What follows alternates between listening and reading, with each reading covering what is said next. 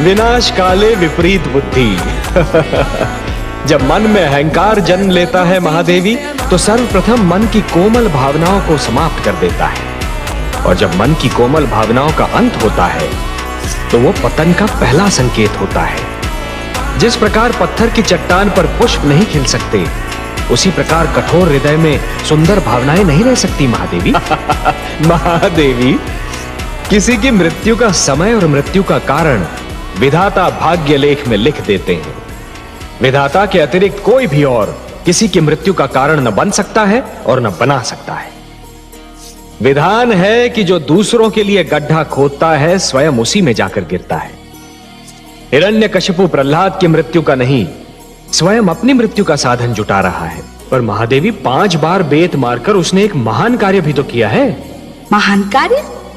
क्या अपने हाथ पर बेत मार लेना महान कार्य है? हाँ प्रिय, उसने अपने हाथ पर 5 बेत मारकर सारे संसार को शिक्षा प्राप्ति के 5 अनुपम सिद्धांत बता दिए हैं। सबसे पहला सिद्धांत संयम, दूसरा सहनशीलता, तीसरा गुरु के आदेश का पालन, चौथा गुरुकुल में अपने उच्च कुल को भूलकर स्वयं को केवल एक विद्यार्थी समझना, और पांचवा अपने सहपाठियों को अपने मित्र सा सम्मान देना।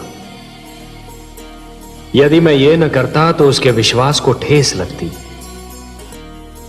जिस प्रकार नदी अपने निकट आने वाले को प्यासा नहीं लौटाती, उसी प्रकार मुझे मन से तथा प्रेम से पुकारने वाले कभी निराश नहीं होते। और फिर उसकी सहायता करने के लिए आप ही ने कहा था ना? आप तो जानती हैं महादेवी कि जिस प्रकार बिच्छू की प्रवृत्ति होती है डंक मारना, उसी प्रकार एक दुष्ट दुष्टता के बिना नहीं रह सकता। हिरण्यकशिपु अत्याचार के अतिरिक्त और कर भी क्या सकता है देवी? और आप कह रहे थे कि आपने मेरे पुत्र के प्राणों की रक्षा की है, उसे पर्वत से नीचे गिरने से बचा लिया है। यह भी तो संभव है देवी कि अब प्रहलाद की कथा और भी रोचक हो जाए।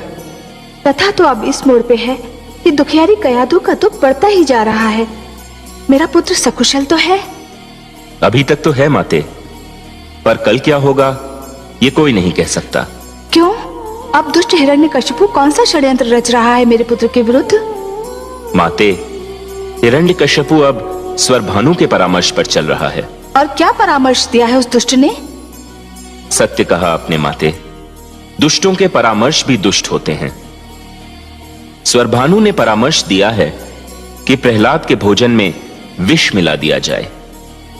जैसे ही प्रहलाद भोजन करेगा, विष के दुष्प्रभाव से वह दम तोड़ देगा।